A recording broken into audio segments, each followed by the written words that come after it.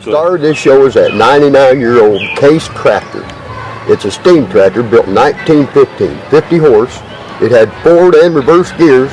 With a full head of steam, it'd almost go 5 miles an hour. But really, it's not a tractor as we know a tractor. Without any water or fuel in it, it weighed 17,880 pounds. Now around these parts, since it's so hilly, you can't be out in a specially sodded field and a storm come up over the hill, you'd get stuck real bad. Now they did use them for tractors up in Kansas and in Oklahoma and some of the flatter country because they could see the storm moving in and get out of that freshly plowed field before the storm got there. But what this was used for, it was a portable power plant, mainly for a sawmill. They'd pull from one stand of timber to the next, and they'd cut the trees down, run them through the saw, and then when they got the trees cut down, they'd simply just fire the tractor back up and move it to the next stand of timber. What it was originally purchased for was to make railroad ties for the Frisco Railroad. In 1915, they got a whopping 25 cents for a railroad tie. But that was real money. And around these parts, most everything you did for others, it was barter. So there wasn't ever a lot of money involved. If you needed a barn built, they'd pull it up to your stand of timber, cut the trees down, mill the wood for your barn, and then give you a cow and 2 chickens for pay on it.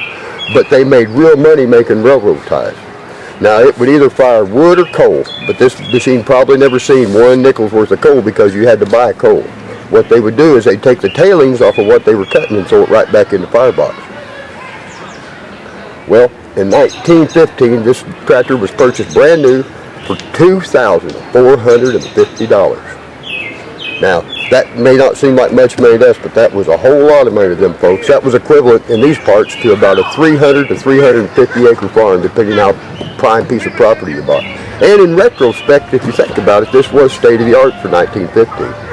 Nowadays, if you were to buy a state-of-the-art tractor, you're looking at about $250,000. And guess what about 350 acres around here going to cost you? That's right, about $250,000. So everything kind of went up the same.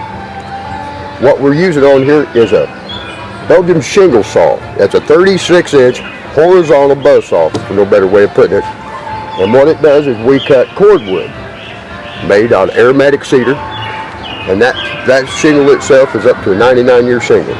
A lot longer than what these asphalts are, but you can't get your house insured with shake shingles anymore, so most people don't use it. We acquired this tractor in 1966.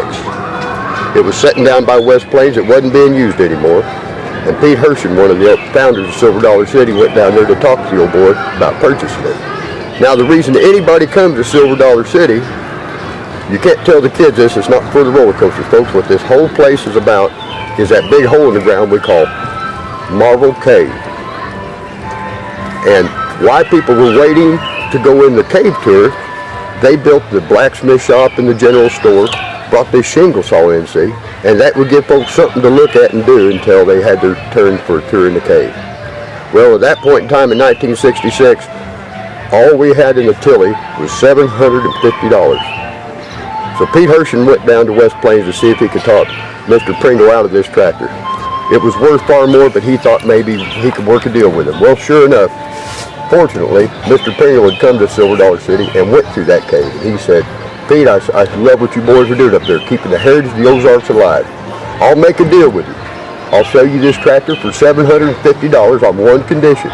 Myself, my family, and all our kinfolk get to go into Silver Dollar City for free from now on. So, guess what? They all got in free, too.